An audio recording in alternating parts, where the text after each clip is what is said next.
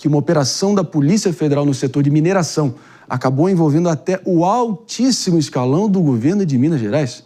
Eu proponho que a gente acione aqui o nosso repórter Rodrigo Costa, que tem todos os detalhes por lá.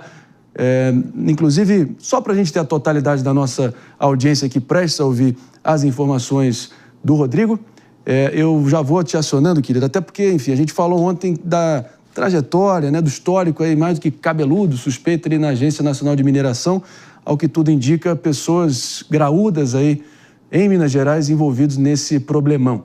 De qualquer forma, antes que a gente possa dar sequência, eu só vou estar aqui deixando claro que ninguém melhor que o nosso repórter Rodrigo Costa para trazer todos os detalhes. Agora sim, também para todo mundo nos ouvindo, Rodrigo Costa, diretamente de Minas Gerais, com as informações sobre o fato que o governador Romeu Zema, ao que tudo indica, exonerou servidores envolvidos nesse mega esquema de fraudes envolvendo mineradoras no estado de Minas Gerais. É por aí, Rodrigo? É isso, Marinho. Bom dia para você e para os amigos do Morning Show.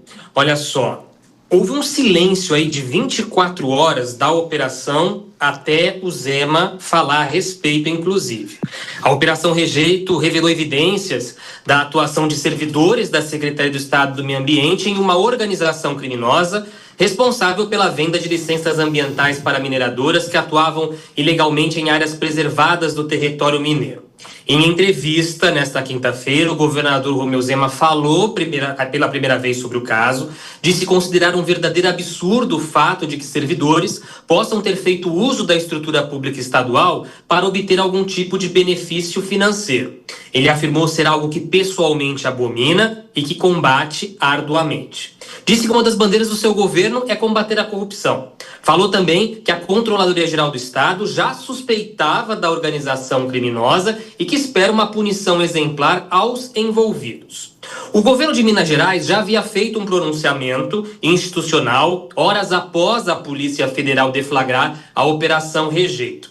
Na ocasião, o secretário de Estado de Comunicação, que é o Bernardo Santos, ele anunciou a decisão de afastar 4 servidores investigados por suspeita de participação nesse esquema criminoso. Outros 2, incluindo o ex-presidente da Fundação Estadual do Meio Ambiente, que é o Rodrigo Gonçalves Franco, já havia sido exonerado.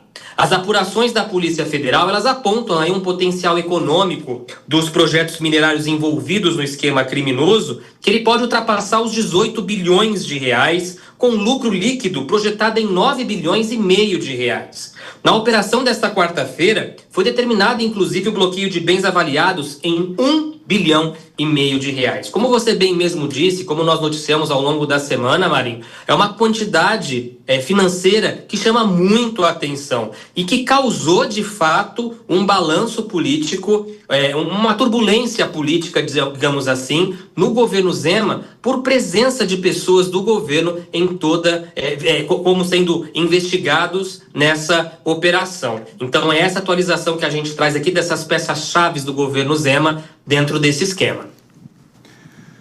Meus amigos, vai dar o que falar. Rodrigo Costa, obrigado pelas informações.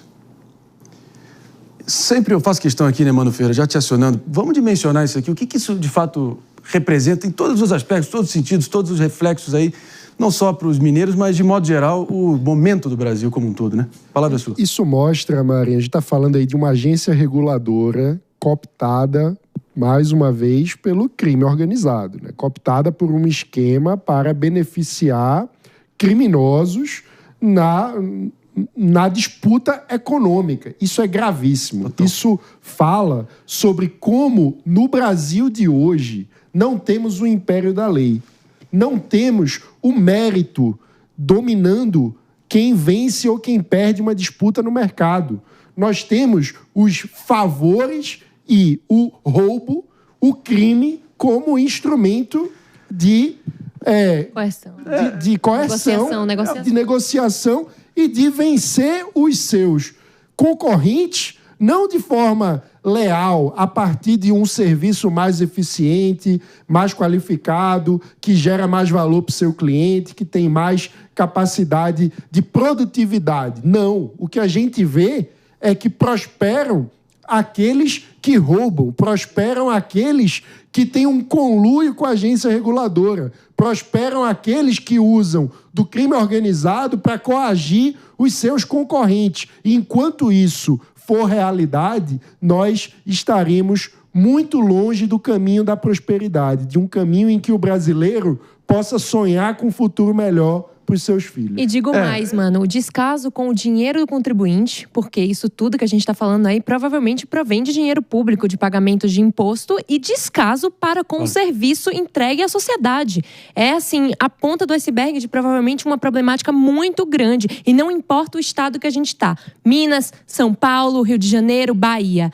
É um mecanismo. Tem um filme que fala sobre isso. É um mecanismo do governo aqui, de como funcionam as instituições governamentais para com o contribuinte, o pagador de impostos. Já lá desde o renascentismo italiano com Maquiavel, ele já dizia, né? Aos amigos os favores, as exceções, aos inimigos os rigores da lei.